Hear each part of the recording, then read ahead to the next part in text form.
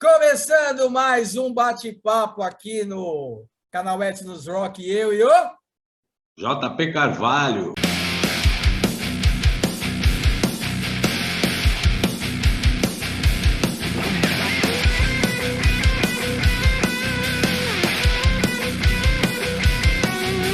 E hoje temos um convidado muito especial, né? Apresente ele para a gente, Claudinho.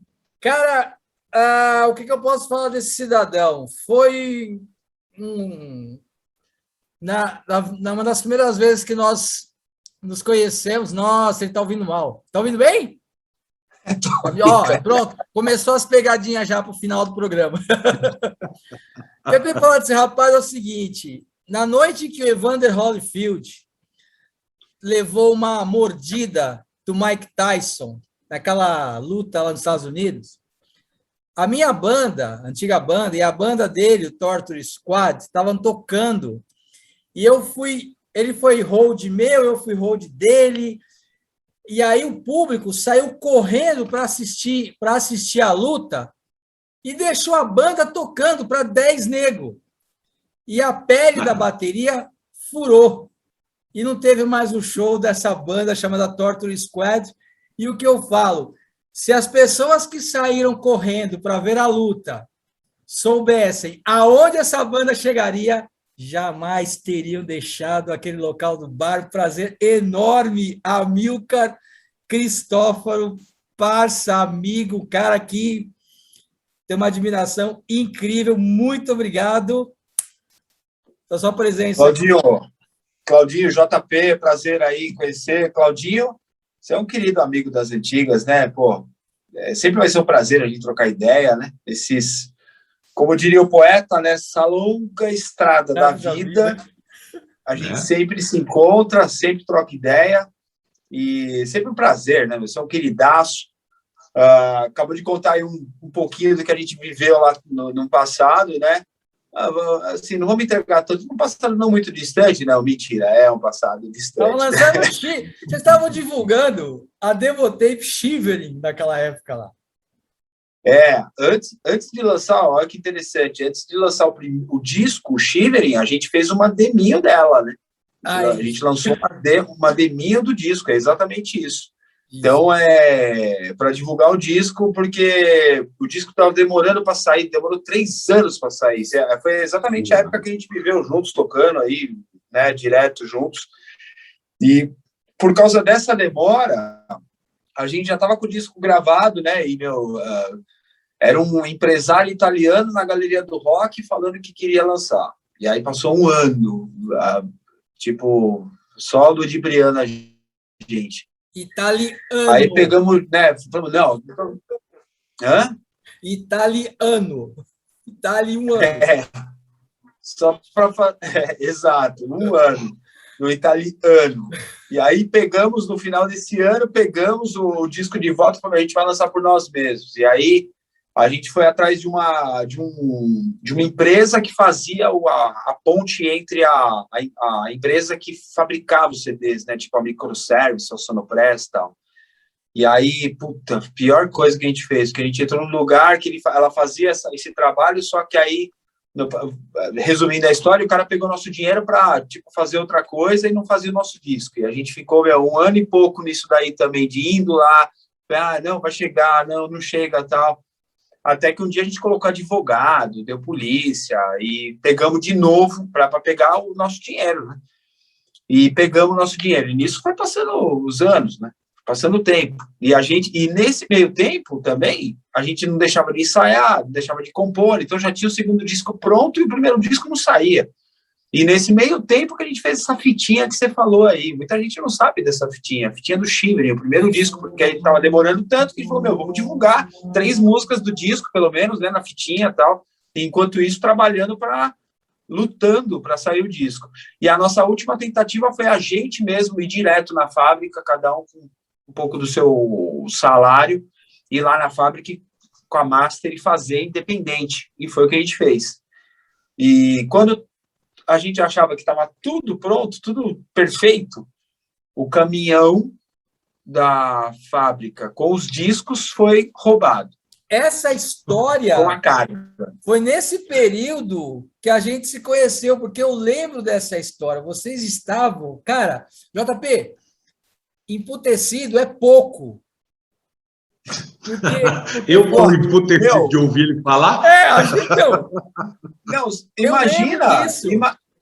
Imagina a gente, velho, louco para lançar o primeiro disco. A gente sempre pensava assim, bom, Claudinho também, da época, lembra muito bem que muitas bandas lançavam primeira demo, segunda demo, lançavam, como é que a gente pode falar? Não é discografia, é fitografia, talvez?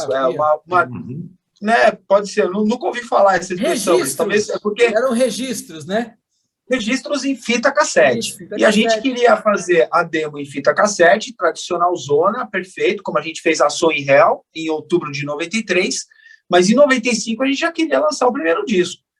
E, porra, molecada aqui, eu com 95 eu tinha 17 anos, louco na banda, ensaiando, tocando bateria, compondo, e fazendo show, e não via a hora de ter o primeiro disco na mão, né?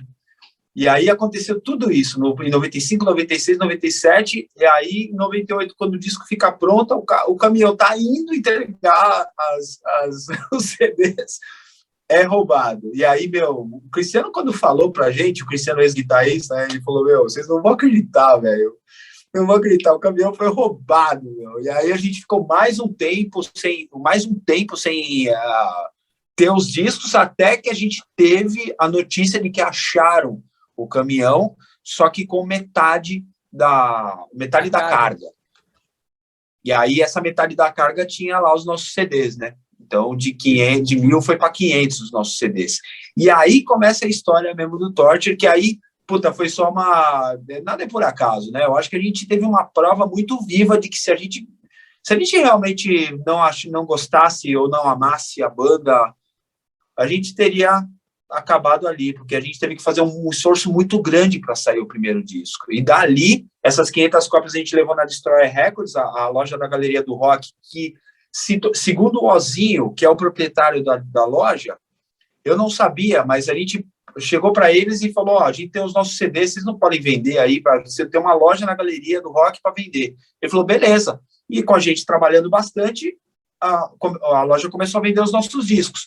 Ele, percebendo a venda dos discos, ele chegou para a gente e falou, eu estou pensando, vou montar uma gravadora e queria relançar o disco de vocês. E o Shivering, eu não sabia, foi o primeiro lançamento da Destroyer Records, o que me deixou muito honroso, assim, cara. Me sinto uma honra muito grande, porque a Destroyer Records foi uma... Eu traço uma associação, assim, a E-Rake, a gravadora inglesa, que lançou Napalm Death, que lançou um monte de banda icônica do death metal.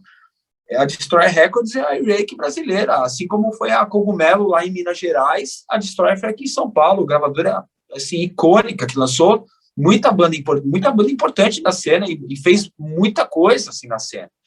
Então, eles começaram com o Shivering, que eu não sabia disso, e o Ozinho, que é o proprietário, me falou.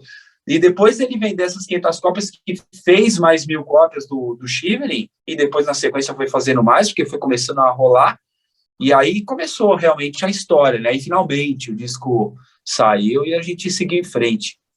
A Destroyer, o Serginho com a Mutilator, a Hellion e a Die Hard, eles fizeram muito barulho naquele período lá, né, velho? Com certeza. O Tulula, né, da Mutilation, Die Hard. Serginho Tulula. Com certeza. Claro, e somo aí o grande, né, o grande Edu Lani com a Tumba Records, que antes era Muvuca Records, e Tumba também. Quando ele veio com a Tumba, juntamente com o Tulula, o mercado não, mas as bandas de death metal extremos deram um boom. O mercado metal extremo completamente aquecido. Era o Berit, era o Torture Squad, era o Ligarquia, era o Side Effects, era o Violent. Cara, era uma trupa, assim, umas 10, 15 bandas. Eram umas 10, 15 bandas que estavam agitando, fazendo de 97 até mais ou menos 2000, 2001, o negócio pegou demais, assim, para muitas bandas em São Paulo, grandes festivais de death metal. O Tulula, o Edu Lani, ele organizou um evento em São José do Rio Preto, que eles tocaram, inclusive, acho que o Rebaelion estava nesse evento. Cara, estava meio vazio de público, mas foi um baita de um festival. Aliás, onde o Edu Lani põe a mão, o negócio vira... O Edu, ó, impressionante. O Edu, eu considero, o Claudinho, o Edu uma das peças fundamentais da evolução da cena metal brasileira. Porque não só pelas bandas que ele fez parte do Sigrid Ingrid, uma banda emblemática aqui de São Paulo, no final da década de 90, né? Não no final, na década de 90.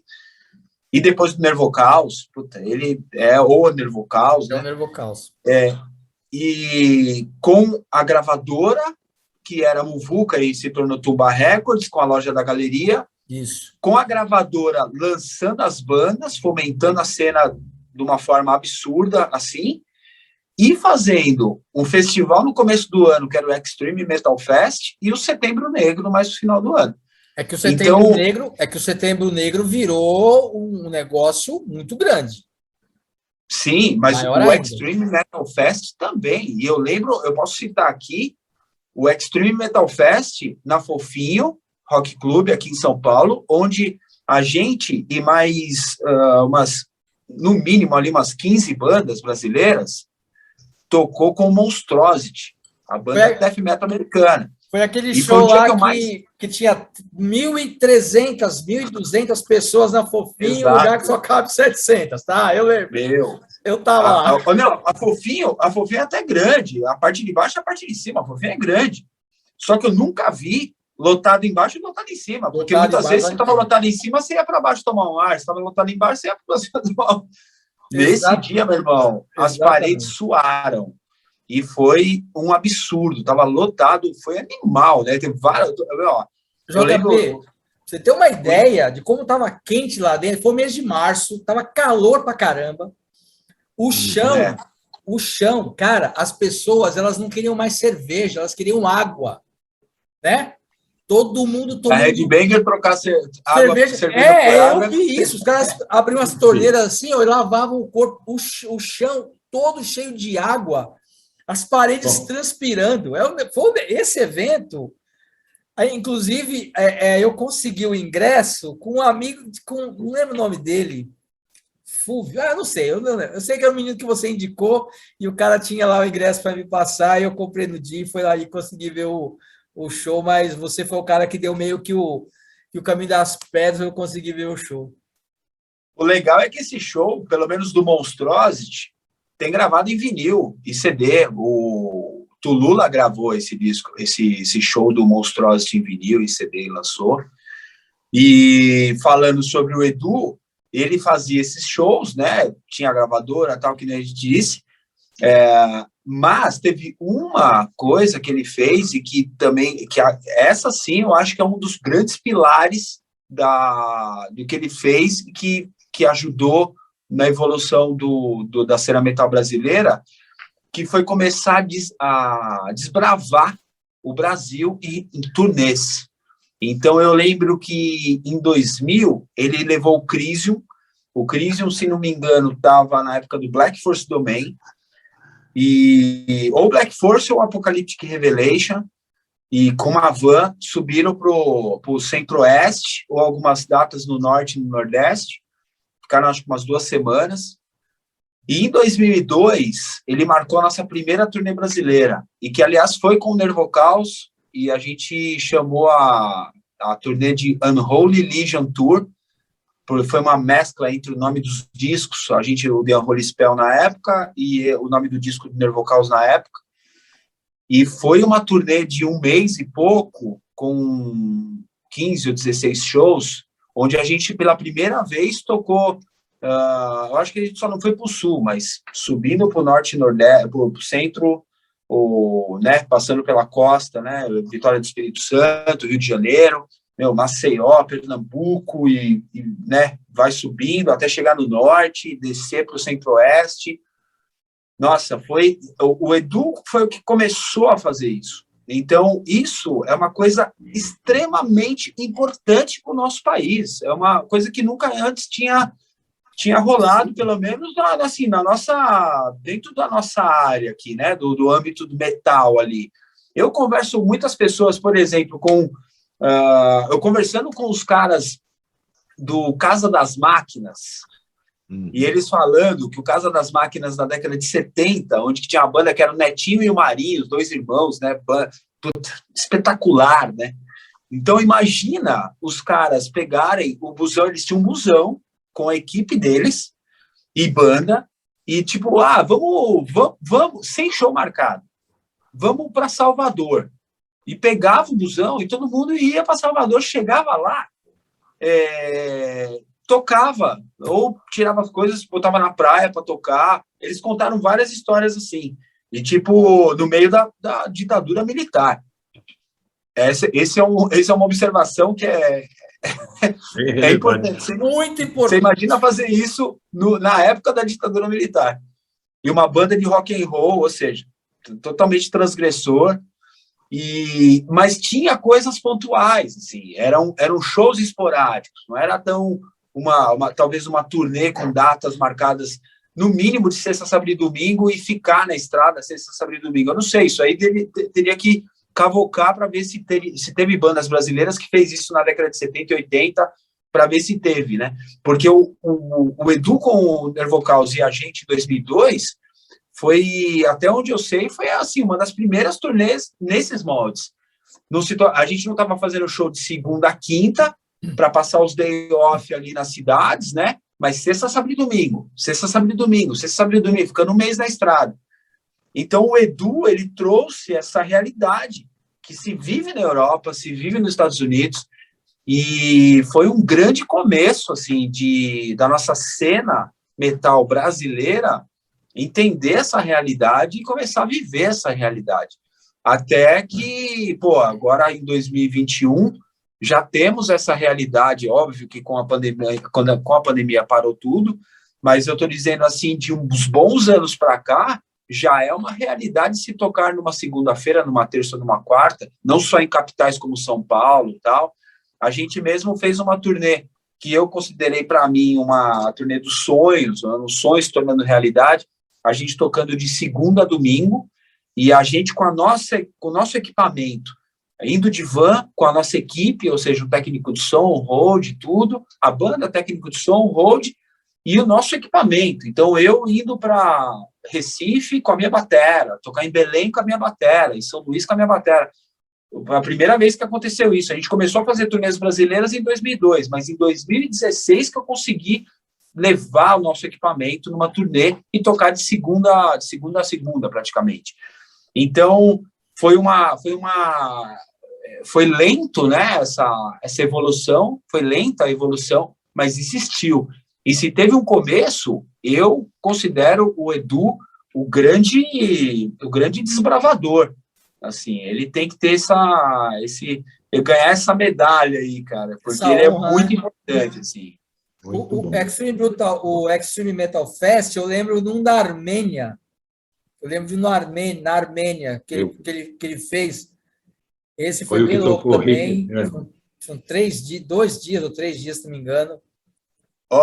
Esse da Armênia, se não me engano, foi no mesmo lugar que teve o da Tribo Fest. Isso, que teve o mesmo lugar, e se não me engano, foi o Hate Eterno que fechou. Isso. Eu fui nesse. Eu também lembro, foi a primeira vez, uma observação, um detalhe. Foi a primeira, nesse Hate Eterno aí, o Derek Rod, batera foda do metal extremo, foi a primeira vez que eu vi o trigger embutido no pedal.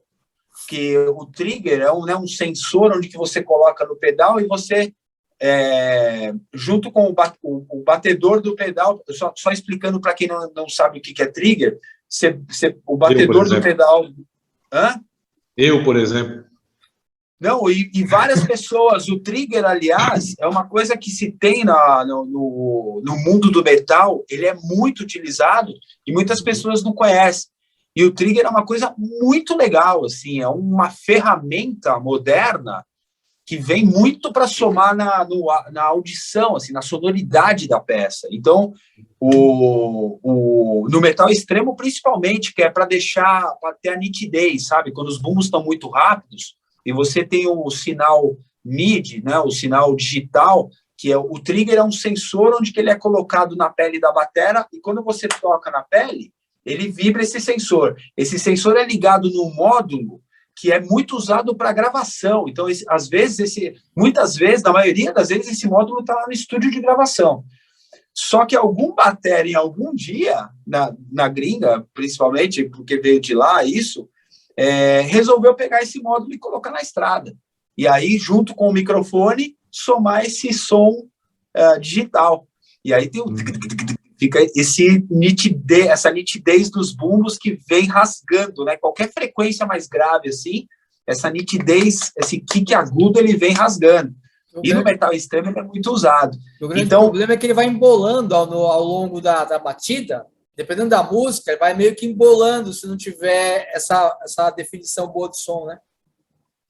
Aí, assim, né, é isso mesmo, né, Claudinho? A gente, né, a afinação aí depende muito. Por exemplo, a afinação do bumbo. Se você deixar muito soando o tambor, já vai, se tiver muito toque, vai bolar. Aí a gente vai pegando as manhas de afinação para deixar mais kick, mesmo no microfone, no tambor, ele mesmo. Então, deixar a pele mais solta, para ele bater, ele não... Né? Ele tem aquele som de bola de capotão, aquele quando a gente jogava bola lá com 8, 9 anos de idade, que é aquela bola meio murcha, meio, né? E aí você junta o melhor dos mundos para mim é você juntar o microfone com o trigger. E aí você junta, né, o som do trigger, que é o som mais moderno, tudo com essa nitidez que nunca vai sair, com o microfone que traz aquele corpo do tambor mais grave da bateria, que é o bumbo. E aí eu estou falando tudo isso porque eu falei do trigger do Derek Rod, né? Então, o sensor do bumbo, ele geralmente, o trigger ele é um sensor acoplado no bumbo. Então, você acopla com uma chavinha de afinação, você aperta lá, tá tudo certo. Esse dia aí, que eu vi o Derek Rod tocar, ele estava com um pedal Axis, que é um pedal bem conhecido nos Estados Unidos, é uma marca americana, aliás, feita por um metal da NASA, porque é um metal mais leve, que os caras só me encostam o pé assim. Eu não sou acostumado com isso, eu sou um batera velho mesmo, eu gosto de sentir o pedal, sentir o peso do pedal, sabe? Mas muitos bateras modernos pegam esse pedal e esmirilham assim, na velocidade, porque o pedal é feito para ser leve. Então, ele só encosta, ele acostuma a sensibilidade dele ali e vai que vai. E ele tinha um pedal desse com o trigger acoplado no pedal. Então, quando se coloca o pedal no bumbo, o trigger, ele encaixa, ele já vem no pedal, ele já encaixa na pele, e quando o batedor pega na pele, ele está acionando o trigger aqui. Muito interessante, foi a primeira vez que eu vi isso daí. E esmirilhando, né? O Hate Eterno não é uma das minhas bandas de cabeceira, assim, mas é uma banda, os músicos, os puta músicos, e é muito extremão, né? Muito... É o limite do limite, né? Pois para mim, o limite do limite sempre foi o Crisium, né? Porque o Crisium sempre foi assim... a evolução dentro da música agressiva, porque para mim o disco que você tá aí com essa sua camiseta aí maravilhosa, para mim tem a ascensão, para mim tem uma evolução não só da bateria agressiva, mas como do metal agressivo. Então, se a gente for lá atrás de pegar, desde, sei lá, da década de 70, vindo mais para o final da década de 70, você pega o Overkill do Motorhead, o Phil Animal Taylor trazendo aquela, né? E ali já tinha também o Stand Class do Judas Priest, com o Exciter, as coisas mais para frente, mais agressivo. Depois você tem o Killers, com o Clive Burr, já, sempre ascendendo a agressividade. Depois vem o surgimento do thrash metal, com Lars Ulrich, Dave Lombardo, Charlie Bellante, ou seja, agressividade indo para outros patamares. no final da década de 80, em 89, que tem esse disco aí, o Altars of Madness, no mesmo ano, tem o Word Fall do Terrorizer, com o mesmo batera, Mr. Pete Sandoval, mestre. Ele foi outro caminho da evolução da agressividade na bateria. É um divisor de águas, né? Peter Sandoval é um divisor de águas na bateria. Com certeza absoluta, porque antes já tinha, né, rolava já o grindcore, já rolava o crust, já rolava o crossover, o thrash metal, mas dentro da linha mais brutal, que o grindcore, o crust e tal, o death metal, eu tava tendo essa conversa, a gente tem essa conversa várias vezes, né, com o René, com o Castor na banda, assim, a gente conversa muito sobre metal, enfim, e vai tentando desvendar, né, essa coisa, isso que a gente está conversando aqui. E o Pete Sandoval, na minha visão, ele organizou o caos. Ele organizou, ele pegou toda as coisas que estavam vindo talvez um pouco mais para barulho, e ele colocou de uma forma onde ele trouxe para a gente, junto com... Ele já tinha mais ou menos feito isso com o Terrorizer, no Word Fall, na minha visão.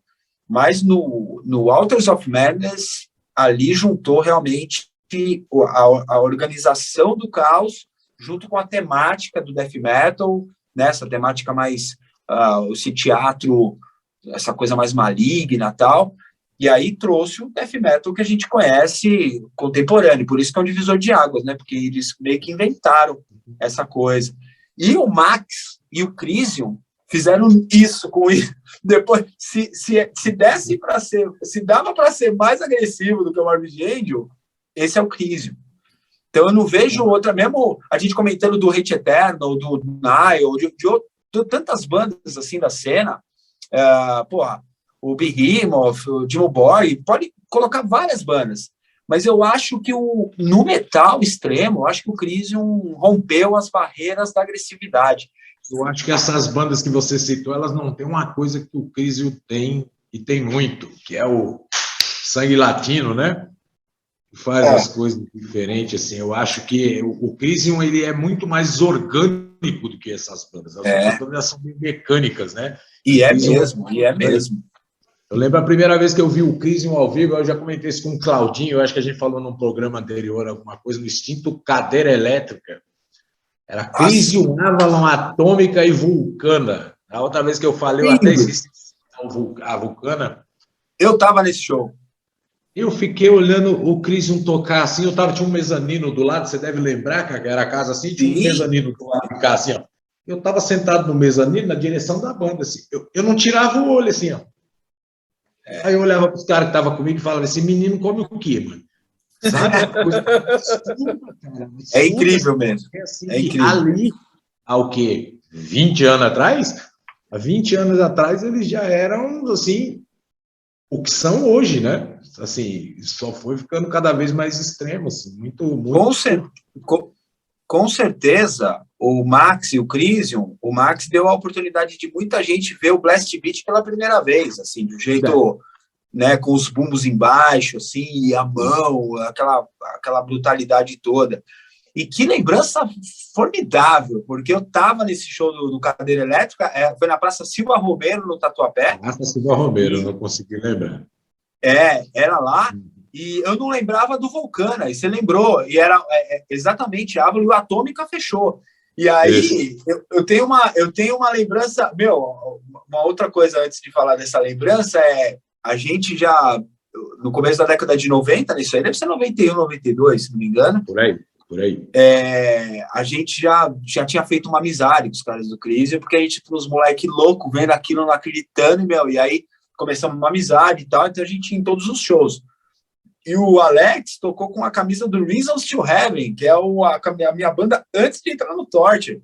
Então era na transição, assim, de eu entrar no Torture Squad, de 92 para 93. E uma curiosidade que eu lembro desse show, o Atômica, né? Nossa! E aí, da turnê do Disturbing the Noise, o melhor disco para mim, e o batera, o Mário, eu lembro dele tocando aquele trash meio sábio, né? O Japa. Um trash rápido. Mário E Japa. aí, eu lembro, sabe o que eu lembro? Ele tocando assim, e o Hold trazendo, sabe aquelas garrafas de festival? O Rock in Rio 2 tinha isso, que tinha um canudinho assim, que o cara... Era uma garrafa de plástico, o cara tomava uma água no canudinho, ou cerveja, ou refrigerante, enfim. E o cara, o Rodi trazia para ele tomando assim, mano. Meu moleque vendo aquilo. E vem o André é o baixista, as memórias, né? O André é o baixista com cabelo que passava da cintura. Cara, o cabelo do baixista passava da cintura, vinha até o joelho. Ele tocaram assim. Eles abriram pro Testament no Projeto SP. Eu fiquei impressionado também, é verdade. Falei, cara, que é esse cara, velho? E, já aproveitando a deixa, cara, olha que prazer, né? Esse final de ano a gente vai fazer um show dia 11 de dezembro com a Atômica, com o Troops of Doom, que é do Jairo, né? O Jairo Guedes. Fantástico. Que lançou disco agora, até com o Marcelo Vasco na banda.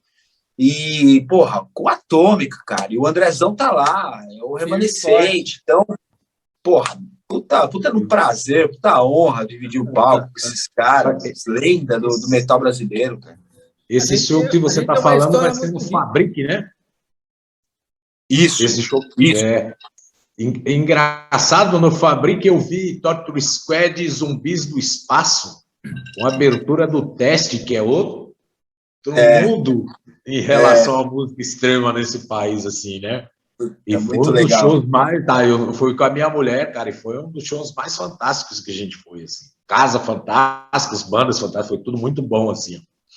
Que legal, meu. Eu lembro com o maior carinho, Claudio, se você me permite me falar pro JP aqui sobre esse show, eu lembro com o maior carinho desse show no sentido de que a gente estava na turnê com os Zumbis do Espaço, a gente fez umas datas de interior de São Paulo, tudo, e esse show era o penúltimo show da turnê. O último show foi em Sorocaba no domingo, esse show foi no sábado aqui na capital, no Fabric, como você mesmo disse, com o Teste abrindo, outra banda de É Isso Aí, Outro Mundo, e é isso mesmo, a gente queria, e eram totalmente mundos diferentes, né? Porque o Teste é o mundo deles. Os Zumbis do Espaço, é esse psychobilly, punk, heavy, e a gente, o thrash death, né, típico. E a gente estava com uma expectativa em cima desse show, e foi muito legal, a gente ficou muito feliz, assim, de ver todos os bangers lá, comparecendo, assim, nos shows. Pra gente foi muito gratificante. Amilcar, você estava falando lá atrás, no começo da resenha, né, da conversa, sobre o The Unholy Spell, e esse ano a banda tomou este ano de 2021, coincidência ou não, com pandemia ou não, ajudando ou não, 2021 está sendo um ano marcante porque vocês estão tendo condições de fazer vocês fizeram várias lives, conversaram com bastante pessoas, contaram várias histórias sobre esses 20 anos do lançamento do The Unholy Spell. Eu tentei achar que eu não lembrei. A começar pela capa, queria que você fizesse um apanhado bem resumido para esse primeiro momento, a partir da capa, o artista que vocês entraram em contato, que eu lembro que quando vocês lançaram o disco, o pessoal ficava impressionado com a capa, que o disco é muito legal, e aí foi vindo as músicas intensas, fortes, poderosas, aquele jeito torto do Squad de ser. E me fala uma coisa também, cara, desse disco, pode mostrar aí, pode mostrar.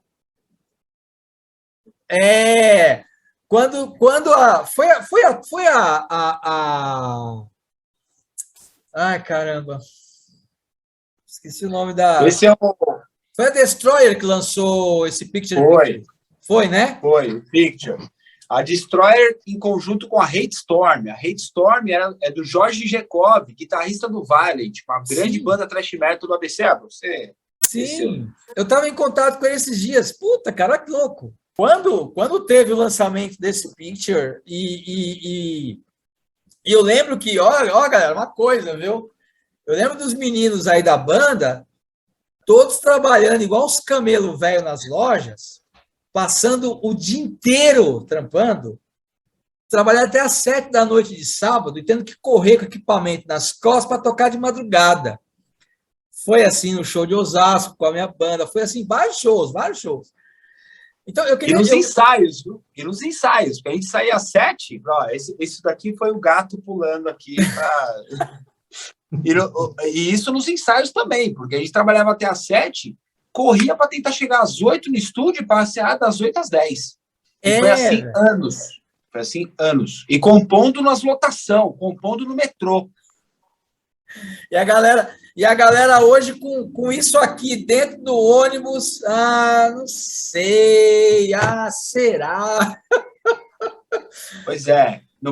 O que a geração nova tem que ter em mente é o seguinte: não pode se acomodar com a tecnologia. A tecnologia ela tem que vir para servir a gente, cada vez deixa mais prático, mais fácil, mas não para acomodar. Quem quiser ser acomodado, a pessoa vai se acomodar. Mas não, né? A tecnologia está aí para servir a gente. Puta, eu nem lembro, assim, em 2002, eu nem lembro se eu tinha celular, não lembro, acho que não. Não tinha nada, cara. Não tinha nada. Não, né? Eu queria saber de algumas coisas.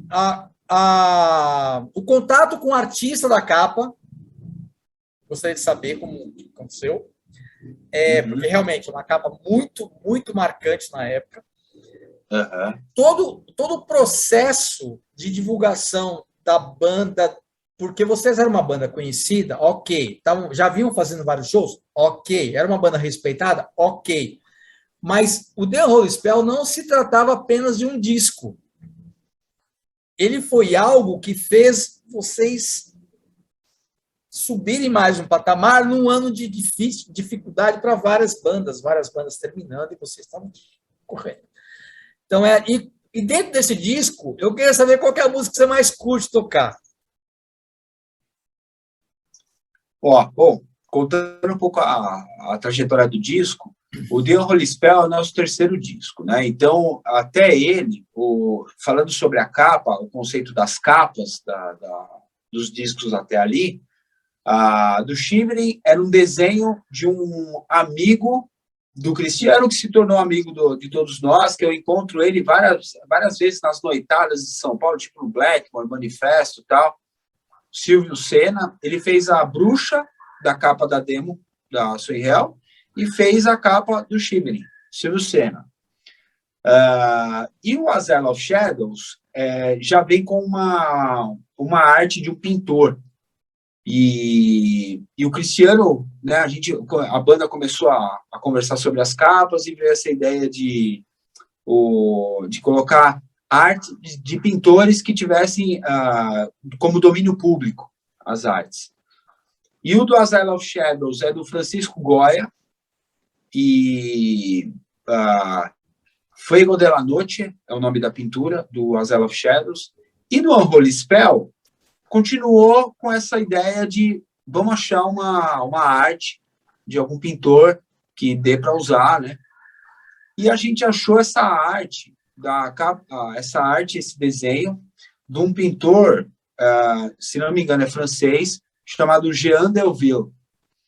E essa arte é um desenho do começo do século XX, realmente de 1900, cravado. E depois a gente foi ver que é o mesmo pintor, que é o mesmo artista que fez a capa, né? Que o Morbid Angel foi e pegou a capa para fazer a arte desse pintor e para fazer de capa do Blessed Are the Sick, a segunda obra-prima do Morbid Angel. Depois que a gente foi ver isso, porque a gente achou essa capa, a gente, The Unholy Spell, a magia profana, né? A gente chegou nesse... Aliás, a gente chegou nesse nome, o nome é forte, né? Mas a ideia era que o The Unholy Spell fosse um disco conceitual sobre ufologia, porque todos nós, a gente gosta muito desse tema, e na época estava mais inflamado ainda, porque a gente, além de conversar e ler livros. O Castor gosta muito também. Na época, o Perna, do Genocídio, era o segundo disco que ele estava trabalhando com a gente nas artes.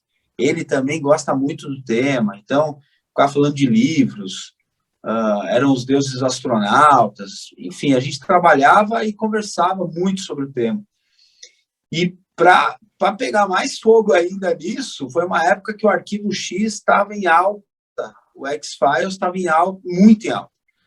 E eu lembro que eu assistia na Record a temporada passada e assistia na Fox a temporada nova. Eu ficava, reassistia, eu amava, eu amo, né? Adoro o X-Files. E a Mayara também ama. Então, a formação nova também, o Relay e a Mayara. Então, todo mundo gosta do tema. E, aliás, no disco novo tem algo muito legal em relação ao Arquivo X, mas estamos falando do Holy Spell. E aí, sobre a capa é isso, foi o último disco da era do começo do TS que a gente fez capa com uma arte de algum pintor, que a gente poderia usar, obviamente. Então, foi esse do Jean Delville, o desenho é do começo do século XX, e eu acho que encaixou perfeitamente assim, no que a gente queria. E aí, o tema Ufologia, ele pegou 3 músicas do disco, que foi Abduction Was the Case, que é a que deu o primeiro videoclipe também, que é a que a gente fez com você, a The Host, o Hospedeiro, que também teve muita influência de um episódio do Arquivo X, e eu lembro até hoje que eu falava pro Vitinho, puta, eu assistia, né, a gente assistia, e aí sempre aparecia The Truth is Out There, né, tipo, a verdade está lá fora, uma frase muito emblemática do Arquivo X. Eu falei, ô, Vitinho, eu tenho que ter essa frase em algum lugar na música. E ele colocou. E a Área 51. Área 51. Né? E aí que também, que remete ao mesmo tema. E aí as outras não. As outras foram outros assuntos. E tem uma das letras que eu indiquei um dos nomes, que foi muito interessante. Dentro dessa correria que você citou aí, que a gente trabalhava na galeria e corria para pegar a lotação para chegar às 8 ou para os shows, e como eu disse, para os ensaios também. No metrô, eu lembro que eu estava com uma Veja, e o nome da matéria da Veja, a matéria era dos países, como o dólar americano, ele meio que ele domina, né, os países, a economia dos países e tal, né? E a matéria era sobre isso, e o nome era Sob as Asas do Império. Eu falei, caramba, que nome legal isso. Como que fica em inglês? Under the Wings of Empire. Caralho, que nome legal esse. Eu falei, Vitinho, dá para montar uma letra? Eu não escrevia a letra na época. Né? Pensava mais na música, tinha o vocalista, o cantor, ele se encarregava mais disso. Pô, não, aí ele fez uma letra com o nome Under the Wings of Empire, e a gente achou um puta nome e tal, e que não tem a ver com a matéria sobre os países serem dominados ali, o quanto o dólar americano faz os países, né, controla, não necessariamente controla, mas que meio que tá muito inserida na economia dos outros países. A letra não se fala disso, mas o nome veio daí. Então, eu acho que o Unholy tá muito, ele tem muito isso, né? Ele é uma... Eu considero o Asylum of Shadows, o disco anterior, principalmente 2, 3 músicas onde a gente achou a nossa fórmula de compor, do thrash death, do Torture. E o Unholy, ele decreta isso. Ele decreta isso, principalmente em faixas como a The Unholy Spell, a The Host, a Área 51. Então, é mais uma assinatura no nosso estilo de compor, tanto musicalmente, né, com o thrash death e as nuances nos meios, com uma levada heavy, com uma evolução diferente, quanto na voz, que tinha, né, uma parte death, talvez trabalhar uma voz mais aguda, black metal, rasgada black metal, enquanto numa parte mais cadenciada, e vir com uma voz mais grave, urrada. Então, trabalhar isso. O Unholy, eu acho que decretou esse estilo, assim, na importância pra gente. E a música que eu mais gosto de tocar, ó, interessante você fazer essa pergunta agora, porque faz um mês que a gente voltou a ensaiar, e a gente vai fazer, né, o disco na íntegra. Então, músicas como Warmonger, que é a segunda do disco, eu só toquei na época. Fazia quase 20 anos que eu não tocava. E fazia 18 anos que eu não tocava, porque essa música nunca mais voltou para o setlist. Área 51 também. Welcome Home também, e principalmente Under the Wings of Empire. Então, músicas que eu nunca mais toquei, só toquei na época mesmo. Então, no mínimo 18 anos que eu não tocava essas músicas. Uma música que me puxa, que eu sinto que eu tenho que estar... A mesma coisa que o Neil Peart falava da Tom Sawyer, que ele falava assim, puta, é uma música que eu toco sempre, a diferença é que eu não tocava sempre essa música, mas onde que eu quero associar? É quando ele falava assim, eu não posso dar mole nessa música. Eu não posso falar assim, sabe que eu não toco sempre? Eu sei que vai sair. Não, não vai sair. Se você não for com aquele foco, se você não saber o que você está fazendo, a música não vai sair. O Neil Peart falava isso da Tom Sawyer, porque perguntavam para ele, você não cansa de tocar a Tom Sawyer? Você toca sempre? Não, porque é uma música que sempre, ela tá ali... Te desafia. Tá te desafiando. Exatamente. Ela tá ali te desafiando por ser ela mesma. Uhum. Você criou aquilo, velho. Então, agora, se você não tiver naquele... Você sabe o mínimo de foco que você tem que ter para a música sair do jeito que ela é. E várias músicas são assim para mim, mas uma que eu voltei a tocar e que eu sinto que eu tenho que estar realmente muito em cima é a Área 51. Ela tem um thrash death ali no verso, no refrão, e muitas são assim, repito, mas, puta, essa é uma que eu sinto que eu tenho, é uma das que me lembra que eu tenho que saber dosar minha energia, não adianta, muito assim. Não adianta eu chegar querendo quebrar o pau no começo, que eu não chego no segundo verso. Então, eu tenho que estar muito em cima, assim, muito ciente, sabe? De que o último blast beat lá, ele tem que estar na mesma pegada do que eu comecei. Se eu sentir que no último eu estou assim, tem algo errado. E não pode. Então, essa música, eu acho que é uma das que eu estou mais curtindo tocar, assim.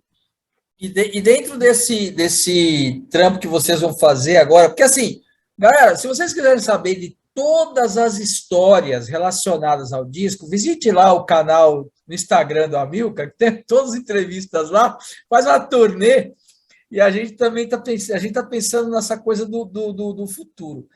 Eu assisti outro dia, lógico, várias bandas fizeram isso, mas teve um dia que eu estava assistindo os 20 anos do disco do Paradise Lost, Draconian Times. Uhum. E parecia, cara, que a gente estava vivendo a época. O tocar em dezembro os 20 anos do The Unholy Spell vai ser algo mais emocionante do que simplesmente que vocês compuseram, tal, papapá, porque vocês estão retomando um negócio que fizeram há 20 anos atrás, mas que mexeu com a estrutura, inclusive, da banda. Com certeza, Claudinho, com certeza. E o mais interessante é voltar a... Também, uma das coisas interessantes dentro disso tudo, que é realmente revisitar a música que a gente compôs lá, sabe que uma coisa que é muito interessante principalmente na bateria, estou falando do meu instrumento, eu não lembrar de uma parte em específico, e aí eu parar depois da música no ensaio e falar, peraí, deixa eu lembrar essa parte aqui. E aí eu lembrar na mecânica o que eu faço e sentir que, puta, agora eu lembrei a intenção do porquê eu compus isso. Que aí ou tá junto com a guitarra, ou tá junto... Eu lembro a ideia de como foi concebida, e não só no automático, no se fazer. E isso é muito legal, porque você traz o embrião da ideia, o embrião do porquê. E aí você não esquece mais. E isso é uma coisa que eu fui aprendendo com o tempo, porque eu achava que sempre ia estar aqui. Para mim, até quinto disco, sexto disco, não, até um pouco, até o Equilíbrio, eu acho, sexto, até o Esquadrão. Eu achava que, a qualquer momento eu tinha que sentar na bateria e lembrar e pronto. É a música que eu compus, eu tenho que lembrar e pronto. Mas não é assim. E eu não posso me culpar, porque não é assim. Não. Eu não estou esquecendo algo porque eu estou desleixado. Não, é porque é muita coisa mesmo. É porque é muita coisa. Tem que ser repassada. Uma música que faz tempo que você não toca, não é porque você não lembra de uma coisa que você compôs, uma evolução que você compôs, é porque você, não ama mais a música, não ama mais o que você fez, não tem nada a ver. E eu aprendi isso com o tempo também, né? Então, é muito interessante. Ao vivo vai ser, com certeza, vai ser muito, muito forte, porque muita gente tem falado com a gente. Agora, depois que soltaram a divulgação do show do dia 11, a gente tem recebido várias mensagens e os comentários da divulgação do show do Over Metal, né, do grande Phil, que é o Over Metal Fest. Então, muitos comentários de tipo, puta, esse é meu disco preferido, esse, que do caralho que vai tocar o disco na íntegra, porque falam bem a pessoa, ou marcou a pessoa na época. O René gosta muito desse disco também, ele falou que foi um dos que escutou bastante, tudo. Então, ele tá em cima do palco tocando, ele falou que para ele vai ser marcante também. Então, vai ser marcante em todos os sentidos. Em 2004, eu estava em João Pessoa, em dezembro, né, passando férias lá. Aí entrei numa lojinha, uma pequenininha, cara, e tinha um disco do The Holy Spell vendendo lá. E o lojista ele ficou assim: cara, você conhece os caras lá no Torto? Conhecemos, a gente. Como é que eles são? São isso aqui, ó. Os caras são bons. Tranquilo. Olha que legal, né, Claudinho? Se você achou um CD nosso em 2004 numa loja de João Pessoa, isso quer dizer que as turnês realmente funcionam, porque a gente passou por João Pessoa em 2003, na turnê do Pandemônio, e vendendo merch, né? Então, muitas vezes você não vende só o merch no show, você faz negócio com pessoas de loja que você está na cidade. Então, muita gente, você chega na cidade, antes de passar som e tal, naquela época, principalmente, a gente ia, o merch nas costas, ia na loja, o promotor falava assim, tem 2, 3 lojas que eu acho que dá pra gente visitar. A gente falava pro promotor, leva a gente nas lojas de disco aí, de metal, que a gente quer deixar um material, falar com o cara da loja e tal. E você vê, se você encontrou um disco nosso lá, é porque deu super certo. Não é porque tinha uma grande distribuidora, uma gravadora com uma grande distribuidora no Brasil que fazia os CDs chegar. A gente realmente ia lá e conquistava na unha, né? Conquistava na unha a coisa. Amilcar, uma pergunta bem... Ela não é complicada, porque não compromete ninguém nem nada. Mas, por exemplo, de todas as bandas que eu conheci, tirando o Oligarquia, porque o Panda, ele não para, né? O Panda, ele é uma máquina... Gente, o Panda é uma máquina na ladeira, né? O Oligarquia parou, não tem problema. A gente tem certeza que ele não é desse planeta, né? A gente tem certeza que ele não é desse planeta, a gente só não viu ele descer da nave. Ele não percebeu ainda. O Panda, o Oligarquia deu uma parada, não sei o que, Heresia 666, não sei o que, outra banda, agora é o Quilombo, participa como WO do projeto de hardcore. Então eu vou dar uma notícia para você, quer? A gente está gravando um disco novo do Heresia. Hã? A gente está gravando um disco novo do Heresia. Fazer mais um EP. Tá chegou à conclusão que a gente tem que fazer.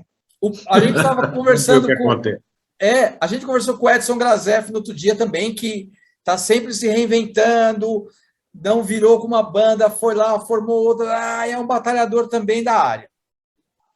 Vocês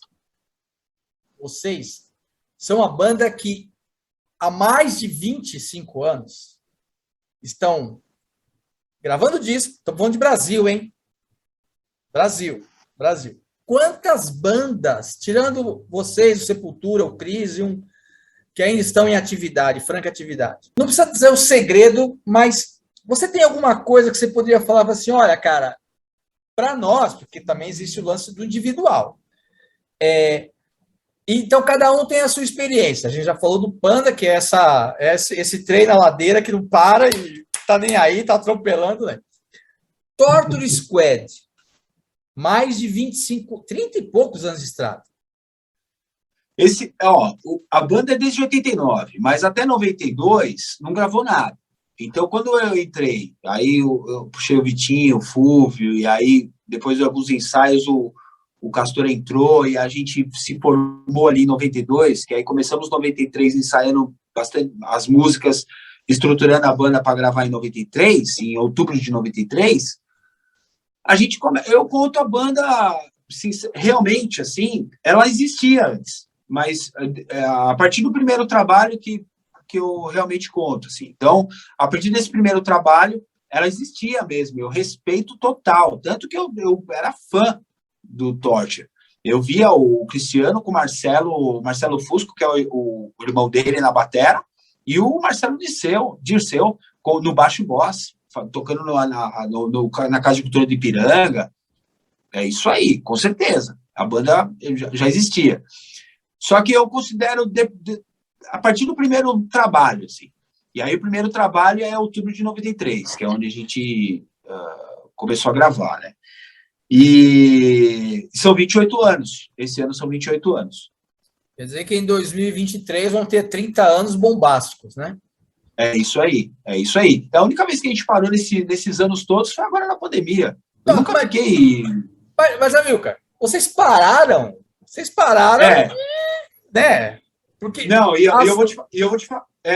Não, com certeza não. A gente parou no meio da gravação do disco novo, que aliás, é o 9º disco da gente de estúdio, sem contar os EPs e disco ao vivo e DVD e tal, mas é o 9º de músicas inéditas, e a gente estava na sessão de gravação da voz, uma puta vibe, assim, de gravação de batera, baixo, guitarra. E aí veio a pandemia, e aí eu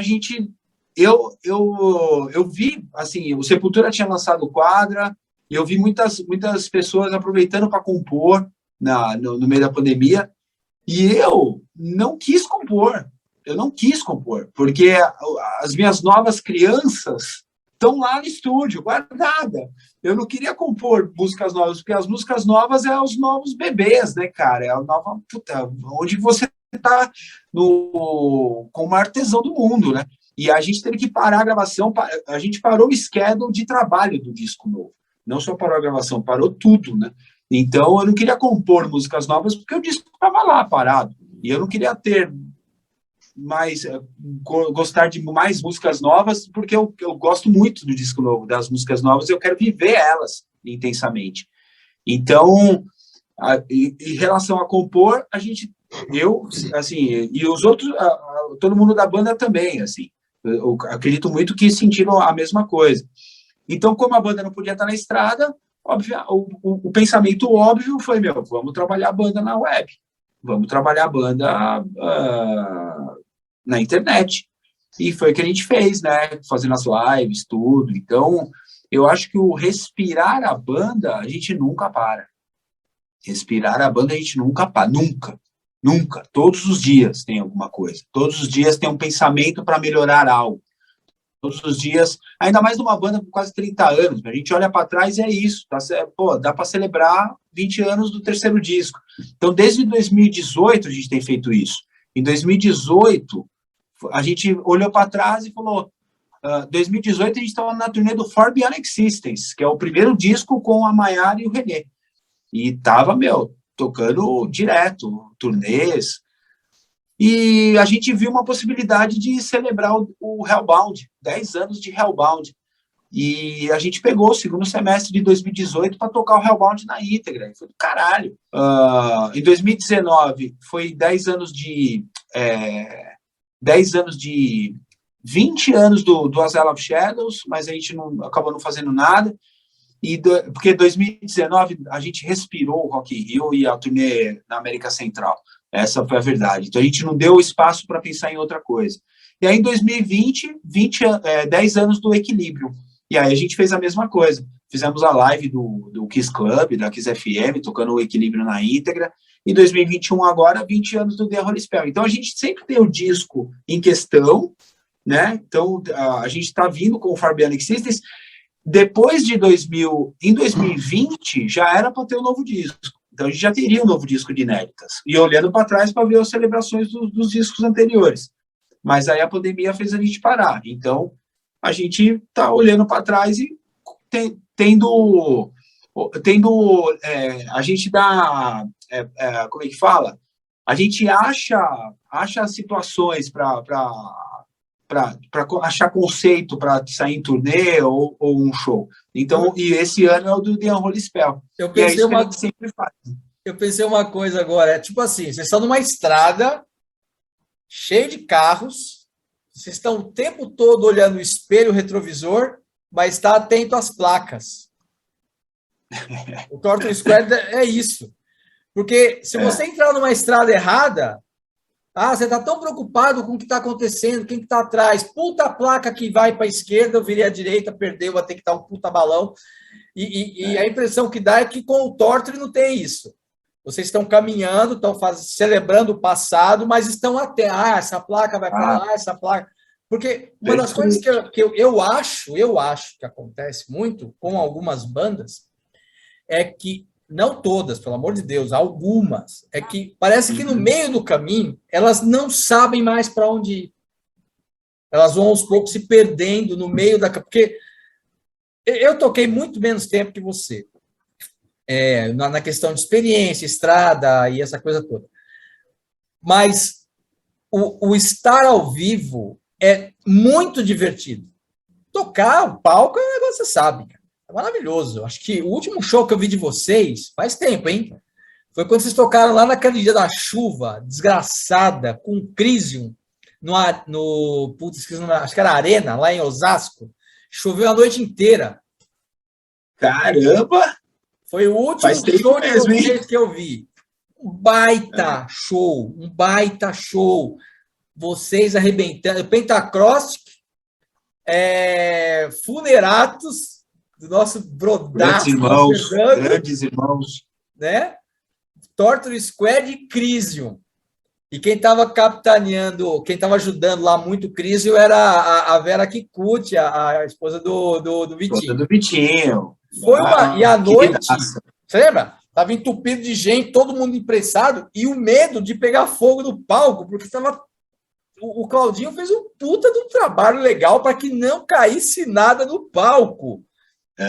E a noite foi torrencial, e depois passou mais um ano, não consegui mais em show, vocês viajaram, saíram, pandemia, papapá. Então, acho que é isso, né? Assim, qual que é o meu objetivo? Eu quero tocar? Então nós vamos tocar. Então. E assim, uma fórmula, se você me perguntasse qual a fórmula de não acabar a banda no meio das dificuldades, porque tem os altos e baixos, né?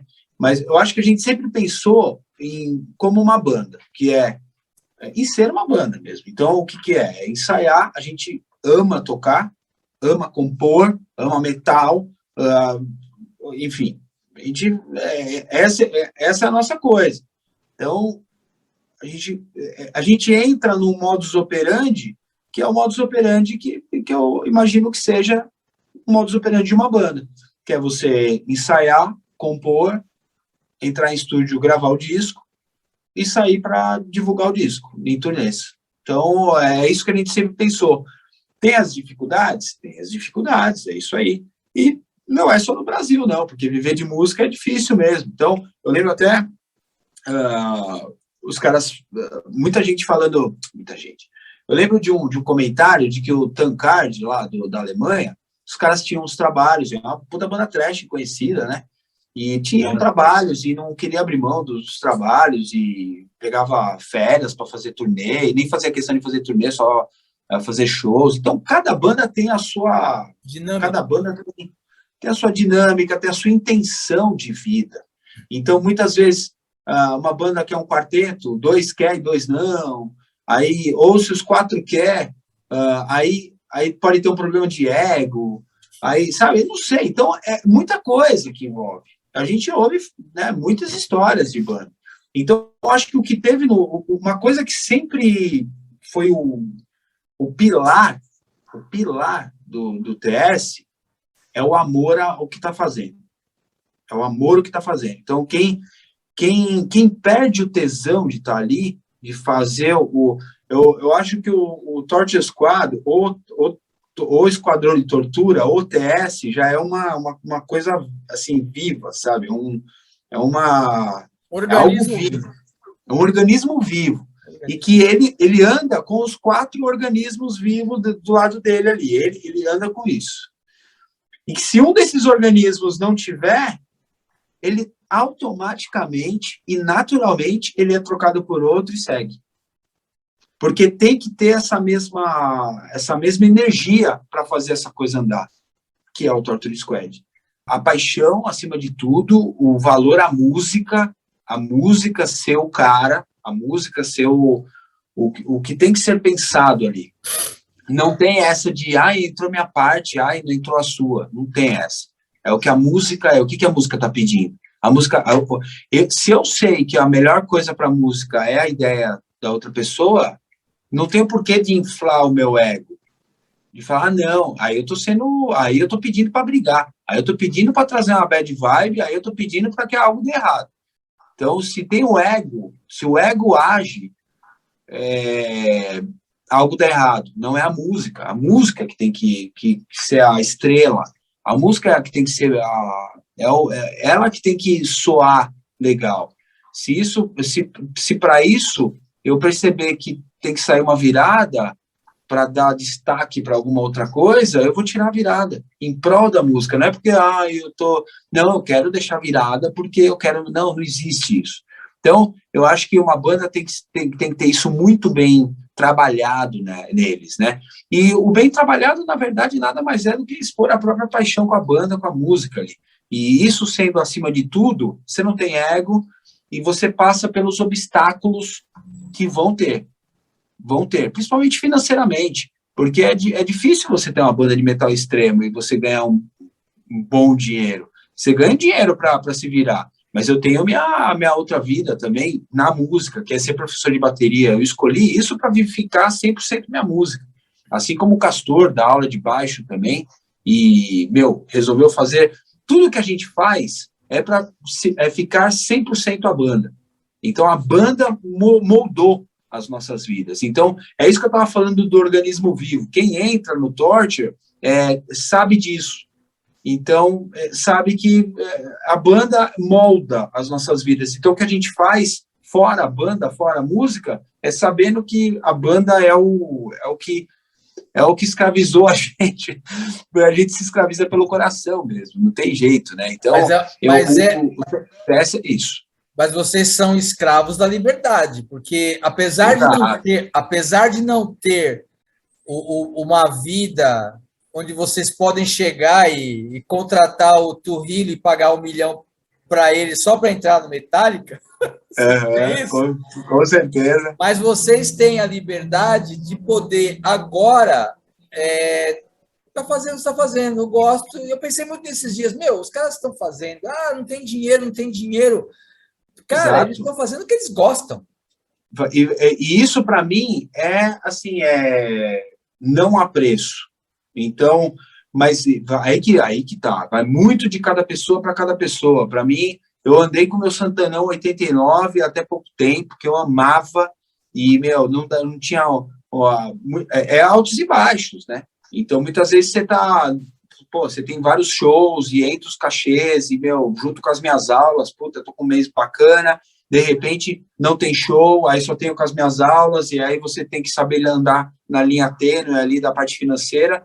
Eu trabalhei meu psicológico, meu espírito para isso, e fica fácil você trabalhar,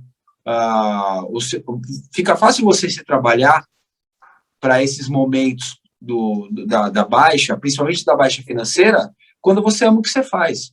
Porque eu não vou cuspir no prato que eu comi. O meu coração me levou até essa escolha. Então, eu não posso ficar aqui choramingando, mas eu queria ter não sei o quê, ou eu queria ter não sei o quê. Eu acho que o preço da balança, ele é esse. Então, talvez se eu tivesse na Associação do Banco do Brasil, onde eu trabalhei 9 anos, eu não teria tocado, eu não teria feito as turnês que eu fiz, eu não teria conhecido os países que eu fiz, ter enriquecido a minha alma culturalmente, e ter tocado nos VAC, ter tocado no Rock in Rio. Nada disso tinha acontecido se eu não soubesse trabalhar isso em mim. Quando eu falo isso em mim no singular, eu falo tranquilamente em relação a todos da banda, assim, que estão, né? Que estão hoje. Então, se está eu e o Casta hoje, é porque a gente soube trabalhar isso, e soube mesmo. O Casta é o maior companheiro, assim. A gente já passou por muita coisa, passamos por muitas discussões de banda. Eu falo por ele, assim, eu sei que eu posso falar por ele e ele pode falar por mim, porque a gente sente absolutamente a mesma coisa pela nossa música, pela nossa banda. Então, a gente já discutiu, e depois de discutir, já se abraçamos chorando, e é isso mesmo, é tipo, porque a gente sabe que a gente ama o que a gente faz, e que o que a gente faz com a música está acima de tudo. Então, muitas vezes bandas não conseguem lidar, né, com esse tipo de coisa. Então, eu sinto que, sabe, independente se é mainstream, se é underground, se você é realmente uma banda, você vai passar absolutamente o que uma banda passa. E o que uma banda passa? Uma conversa de música entre o Mick Jagger e o Keith Richards é a mesma conversa de música entre eu e o Castor. É a mesma coisa. O que muda o que tem na conta bancária. E aí é outra história. Aí é outra história. Porque show business é outra história. O quanto a banda alcançou de popularidade, de venda, isso é outra história. Agora, a música, a magia da música, de se fazer música, de, sabe, melodia, ritmo, a sua intenção com a música é a mesma. Né? Eu acho que isso é o que mantém, realmente. É o que faz a gente ter equilíbrio para saber lidar com todos os obstáculos e saber que o que a gente vive com a nossa música é muito além e que vale a pena pagar qualquer dos preços que vem nos cobrar. Certo. Eu queria aproveitar tudo isso aí que você disse com muita propriedade, com muita relevância do que você disse. Eu queria saber como foi para vocês, né? Você e o Castor, que são a linha de frente dessa banda, né? Vocês estão ali praticamente desde o começo. Eu queria saber para vocês como foi trabalhar com 3 vocalistas diferentes em estilos completamente diferentes e sobreviver a isso, né? Porque eu penso que a voz é o cartão postal da banda, né? E vocês passaram pelo Vitinho, hoje vocês estão com a Maiara e são vocalistas extremamente diferentes, assim. Como foi essa adaptação e como vocês fizeram para manter o Tortoise Squad sendo o Tortoise Squad com essas mudanças? Assim, já começando do final, eu acho que a banda é o que é porque a coluna vertebral ela está aqui. Então, ela está aqui, ela continua aqui. E nada do que acontecesse ia mudar, sabe? Por mais que outros integrantes somavam também, mas ninguém ia determinar. O meu pensamento sempre é muito forte, assim, ninguém determina a vida de ninguém, sabe? O Vitinho saiu da banda, eu nunca imaginar que ele ia sair. Nunca imaginar. Um amigo meu desde os 4 anos de idade, amigo de bairro. Então, é o mesmo objetivo de vida juntos, o mesmo sonho juntos, o que a gente viveu juntos. E assim, eu sempre, só para deixar claro que sempre tive o Vitinho como irmão de vida, e tenho ele como irmão de vida. Então, eu nunca imaginei que ele um dia poderia sair da banda, e saiu. E é isso mesmo que você falou, o vocal é a cara da banda, né? Quando ele saiu, a gente construiu a cara da banda com ele, né? Quando ele saiu, naturalmente, o pensamento que pintou na gente foi de não ter uma cópia dele. Não ter uma cópia. Então, aí que veio a ideia de se ter uma voz mais trash. E o André, guitarra da época, cantava. Então, a primeira coisa foi, você topa fazer? Vamos fazer. Fizemos umas gravaçõezinhas a gente e fizemos uma voz mais trash. E para a gente foi um momento, nossa, para mim particularmente foi muito importante, a fase do Esquadrão de Tortura. Foi muito importante, porque foi exatamente essa época, a época de ter que provar que a banda tá ali, que não era o vocal, sabe? E aí a gente compôs o Esquadrão e veio um disco totalmente com coisas novas, assim. Foi o primeiro conceitual sobre um tema só, a época que foi a ditadura militar no Brasil. Claro que em 11 músicas a gente não ia conseguir falar tudo sobre os 21 anos, né, da época do regime militar, porém a gente pensou em colocar as coisas mais significantes ali. Fiz muita letra, fiz 80% de letra desse disco, estudando a história. E da parte da voz foi muito importante ter essa voz mais trash. E a gente, nessa época, se não me engano, a gente ficou de 2000, o Vitinho saiu em 2011, do final de 2011, se não me engano. Então a gente ficou 2012, 13 e 14, ficamos 3 anos. Lançamos o Esquadrão de Tortura, lançamos o Coup d'Etat Live, que é um DVD ao vivo que a gente gravou no saudoso Blackmore aqui de São Paulo, e junto um EP, Possessed by Horror. E nesse tempo, fizemos uma turnê de 20 anos, foi a primeira turnê na Europa que a gente fez com o Turbans, junto com a Artillery e o Gamma Bomb. Foi muito bom os shows dessa época também. E ali a gente foi percebendo que ali, por que foi bom? Que a gente manteve a banda firme e forte, a gente sentiu isso com os fãs da banda e sentiu fãs novos, curtindo o Esquadrão. Não curtindo a fase Pandemônio, Hellbound, The Holy Spell, curtindo o Esquadrão.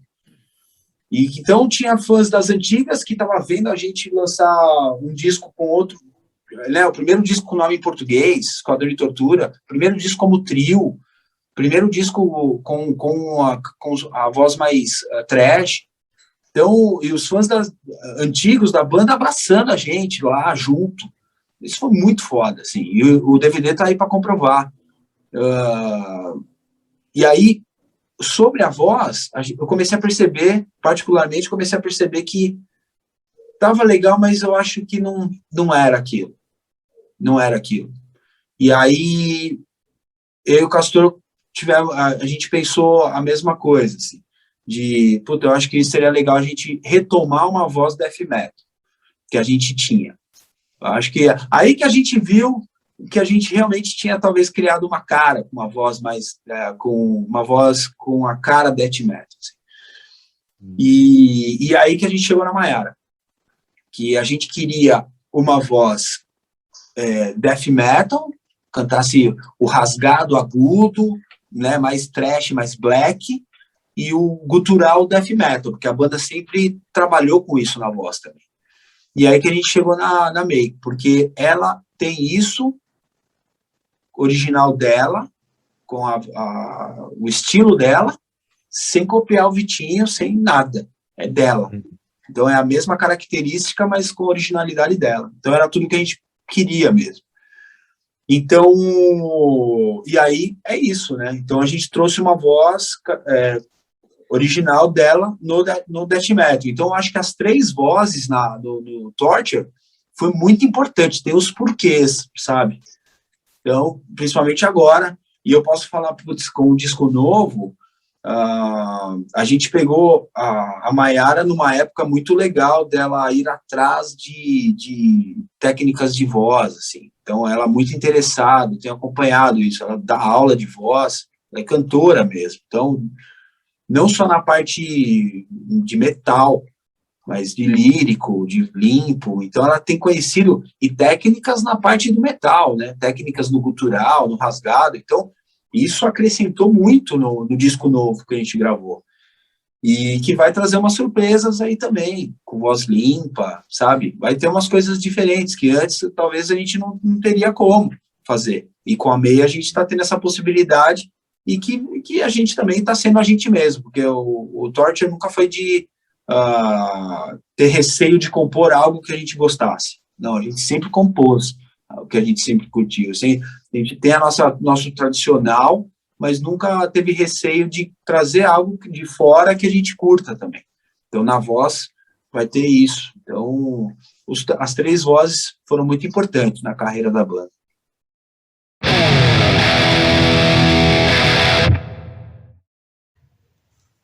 Salve Headbangers, beleza? Espero que estejam todos bem aí.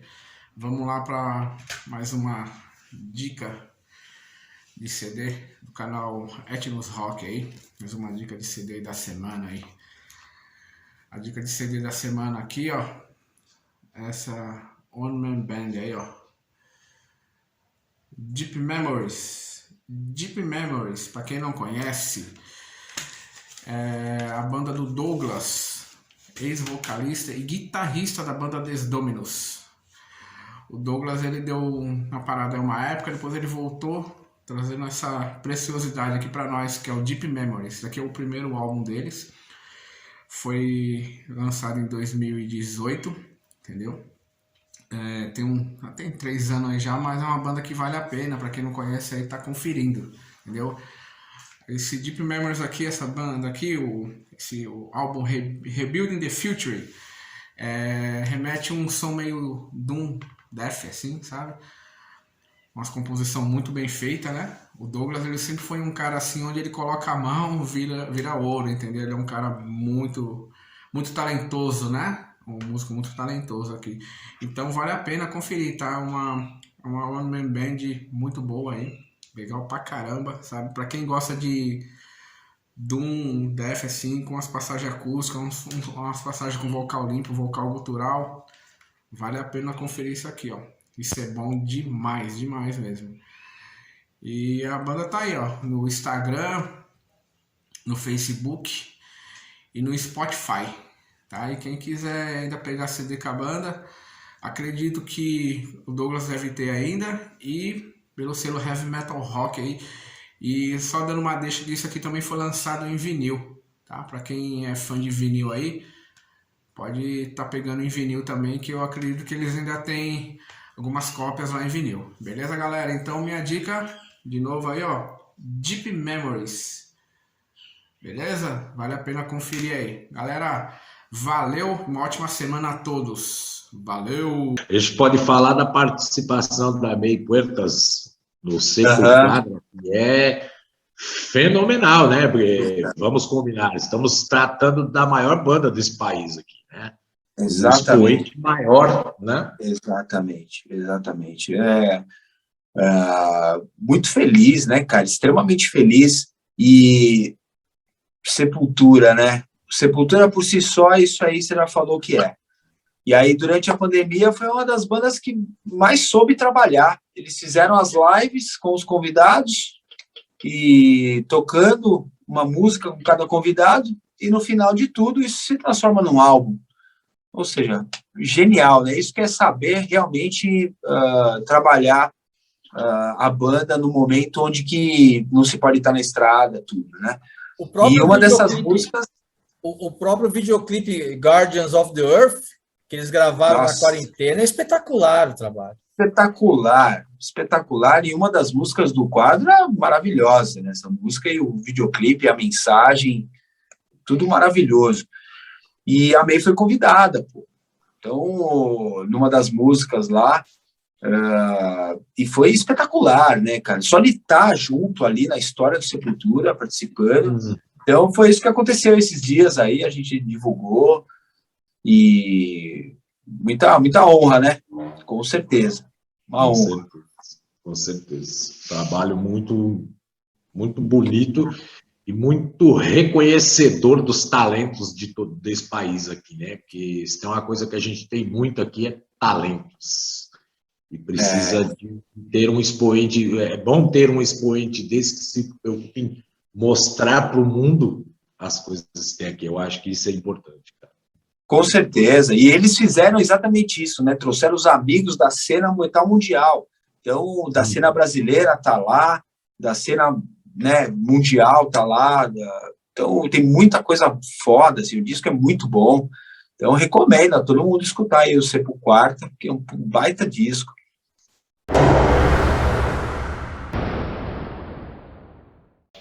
E hoje a indicação vai para um livro muito interessante chamado Poker com o Diabo, do escritor Ítalo Guimarães. Tem o nome da editora aqui, Garcia alguma coisa. O livro fala exatamente sobre isso que diz o título, um jogo de pôquer com o diabo, uma abordagem muito interessante a respeito disso, né? Eu não vou me alongar muito na história, porque como vocês podem ver, o livro, apesar de fininho, é muito interessante, uma abordagem diferente, uma história diferente. Eu acho que vocês, não sei a que ponto está esse livro nas livrarias, mas vocês podem procurar aí pelo editor Ítalo Guimarães, acho que é escritor Ítalo Guimarães, no Facebook, no Instagram, e tentar adquirir uma cópia com ele desse livro aqui, que eu particularmente gostei muito, certo? Então fica a nossa dica aí, Pôquer com o Diabo de Ítalo Guimarães. Vocês vão gostar, é muito bom. Senhor Amilcar, suas considerações finais aí, fique à vontade. Ou você tem mais alguma coisa para dizer? Pô, eu queria dizer que eu também toco no Matanza Ritual, a banda do Jimmy, né, que era do Matanza, e ele montou o Matanza Ritual, tá eu na bateria, o Antônio Araújo do Corsos na guitarra, e o Felipe Andreoli no baixo, e a gente tá compondo um disco novo para a banda, um disco novo, o primeiro disco, né, do Matanza Ritual, e que tem umas datas aí já marcadas para março, abril do ano que vem. Então, só procurar ali no Instagram, no YouTube, Matanza Ritual, que já tem material e tem as datas agendadas já. O Kisser Clan, que é a banda que eu toco com o Andréas, a gente fez umas lives recentemente, uma banda tá parada agora, e acredito que vai ficar um pouco parada, porque o Sepultura vai meter o pé na estrada aí agora também, depois da pandemia, mas vira e mexe tem algum show, e também pedir para todo mundo ficar antenado aí na agenda. Com o Torture, é isso, né? A celebração do Dia Holy Spell, 20 anos do lançamento do disco, e a gente pegou a banda fez uma reunião recentemente para decretar o que a gente queria fazer esse ano, porque a gente estava entre ou continuar com a celebração do Dia Holy Spell ou lançar um disco novo. E a gente achou, assim, por unanimidade, lançar o disco novo em 2022, que é o principal motivo é que esse dia 31 de 2021 para o dia 1º de 2022 se feche esse portal de 2020 e 2021 tão doloroso que foi, com tantas perdas, foi muito dolorido, e que se abra um novo portal de novas energias e de uma nova vida, de 2022 para frente. E a gente quer lançar o disco com esse olhar, né? Olhando para uma grande luz ali, com uma energia nova, e a gente quer lançar o disco nesse caminho. Então a gente optou por isso, e nesse ano celebrar os 20 anos do terceiro disco, que é o The Unholy Spell. Então, em setembro a gente tem uma live, dia 26 de setembro, o Rock Fan Fest aqui em São Paulo. E em dezembro já tem esse show marcado. Pô, tá prazer dividir o palco com essas lendas do metal brasileiro, o Jairo Guedes com o Troops of Doom e o André com o Atômica. Então, dia 11 de dezembro vai rolar isso. E fora essas bandas, eu também participo de vez em quando bate a agenda, faço uns tributos. Então, recentemente fiz um tributo ao Ronnie James Dio, só da fase Sabá. Então, tocamos músicas do Heaven and Hell, Mob Rules, The Humanizer e The Level You Know. Então, juntou eu, Castor, na cozinha, e o João Luiz e o Marcelo Esquevano do Golpe de Estado. Então, a gente se juntou para fazer esse tributo ao Ronnie James Dio no manifesto. E agora, em 2 de outubro, eu vou me juntar ao Damage Inc., que é uma banda tributo ao Metallica, e a gente vai fazer o Black Album inteiro. Isso foi acertado há 2 horas antes da live aqui, eu conversando com o Ale, que é o vocalista do Ancestral, que é o vocalista do Damage Inc. A banda é o Ale e o Denis, que é o irmão dele, que os dois tocam no Ancestral, e o Edu Bocomino do Killsphere. Então, a gente a gente afinou esse conceito para esse show. Então, como o Black Album fez 30 anos, vamos tocar O conceito do show é peso, é pesado. Então, vamos fazer o Black Album e vamos tocar só música pesada e arrastada do Metallica. Então, Harvester of Sorrow, do Injustice for All, The Thing That Should Not Be, do Master of Puppets, From Whom the Bell, do Ride the Light, e outras, assim. Então, o conceito do show é música pesada. Então, vai ser o Black Album e outras músicas pesadas da carreira do Metallica. Isso no dia 2 de outubro. Fora isso, tem as aulas. Quem quiser ter aula de bateria, esse ano faz 30 anos que eu toco bateria. Comecei em 1991. E então comecei a lecionar mesmo em 2001, né? Na época do The Holy Spell, olha aí que coisa, né? Em 2002 eu saí da Associação do Banco do Brasil, fui lá para a loja da Galeria do Rock, mas eu comecei a dar aula também particular, porque era para esse lado que eu queria. Só não fui direto para a aula de bateria em 2002 porque eu não tinha tanta confiança ainda, né? Eu tive que construir. E eu construí nos 2 anos que eu fiquei na loja da Galeria, 2003, 2004. E aí, em 2004 para frente, eu comecei a dar aula, principalmente no Bateras Beat, uma escola de bateria, uma escola que hoje é uma escola de música, porque tem aulas de vários instrumentos musicais. E dou aula no Bateras Beat na unidade de Pinheiros desde 2004, faz 17 anos que eu dou aula lá, e trabalhando para ter a minha unidade no bairro do Ipiranga, e isso uma hora vai acontecer. Então, dou as minhas aulas também. E quem quiser entrar em contato, só achar aí Bateras Beat Pinheiros na internet, no Instagram, tudo. Ou vir atrás de mim no Instagram ali também, a gente se fala, tá tudo certo. E é isso, pô. Agradecer aí o papo, né, mano? Valeu, Claudinho. JP, valeu, meu. Prazer em conhecê-lo, mesmo que virtualmente. A gente já se trombou. Uma coisa é certa, a gente já se trombou pessoalmente, e principalmente inclusive no show do Fabric, eu falei com você lá. A gente conversou. Na época, eu escrevia para Road Metal do Gleison. E eu falei com você, se der tempo da gente ter um papo aí, para depois fazer uma resenha e pá do show e fazer uma entrevista, assim. E não ficou acertado, mas se rolasse, mas tipo assim, loucura aquilo ali, né? Não tinha como, depois do show, tirar 3, 4 palavrinhas de ninguém, mas foi ali, assim, né? Acho que o contato foi ali. E em shows que a gente está em turnê, é difícil mesmo, porque você tem um horário, né? E aí, dali a gente ia para Sorocaba é do lado, claro, mas sempre tem uma engrenagem rolando ali, então... algumas vezes dá para ficar e algumas vezes não, né? Então, infelizmente, nesse dia não deu para ficar. Mas eu ia até comentar assim, fatalmente a gente tinha se encontrado lá no Cadeira Elétrica em 1992.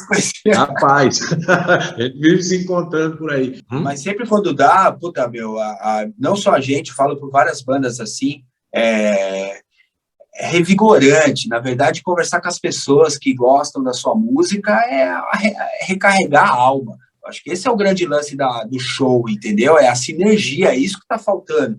Então, a vida durante a pandemia ficou desequilibrada mesmo, porque essa é a grande droga, esse é o grande vício, que é o tocar ao vivo, que é trocar energia com as pessoas que gostam da sua música, você sentir que você está, né, tá trocando aquela energia. Então, e que aí, né, que eu espero que até o final do ano tudo isso se resolva, com todo mundo com saúde, se cuidando, e é isso aí, sem pensar em teorias de conspiração, o negócio é se cuidar, para que tudo volte ao normal, e eu acho que o show do dia 11, espero todos lá, né, meu? Então, já, né, espero vossas senhorias lá no show do dia 11, e, meu, para não me prolongar muito aqui, valeu, JP, valeu, Claudinho, pô, Claudinho, amigo queridaço das antigas, e sempre é um prazer a gente se trombar e conversar, Claudinho. Muito respeito por você, pelo